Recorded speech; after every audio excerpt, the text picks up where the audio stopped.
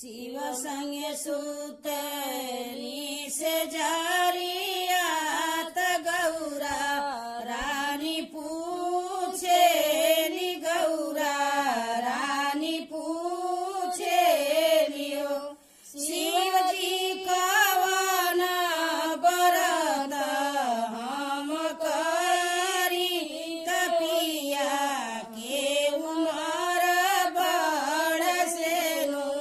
राय मार होइयो शिव जी कवन बरत हम करी कपिया के उमर बड़ से राय मार रहियो इतना बचाना शिव जी सुनली त मने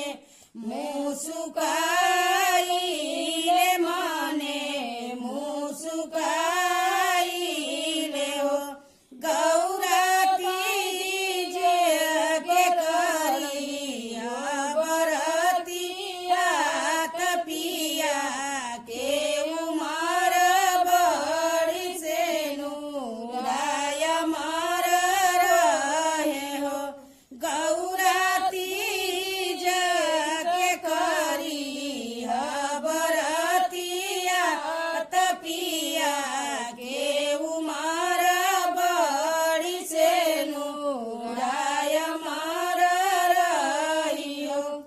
तीज व्रत बड़ी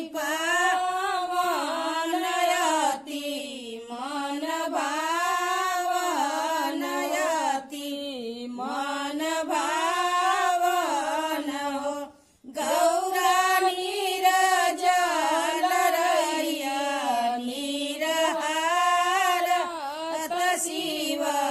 के पूजन जइय शिव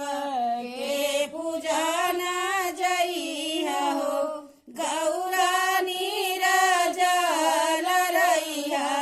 नीरहार त शिव के पूजन जइय सोर हो सिंगार करिह सोर हो सिंगार करिह हो सागरी सागरी लगल बरतिया तपिया के उमर के पिया के उमर खाती हो गौरा जनम जनम रैयात तसे राय मार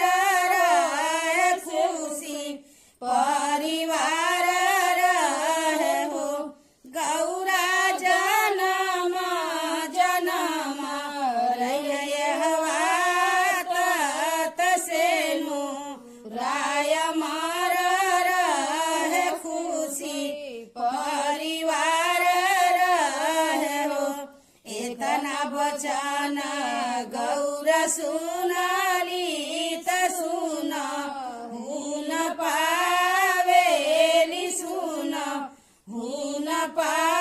पावेली हो गौरा कैली हली सोर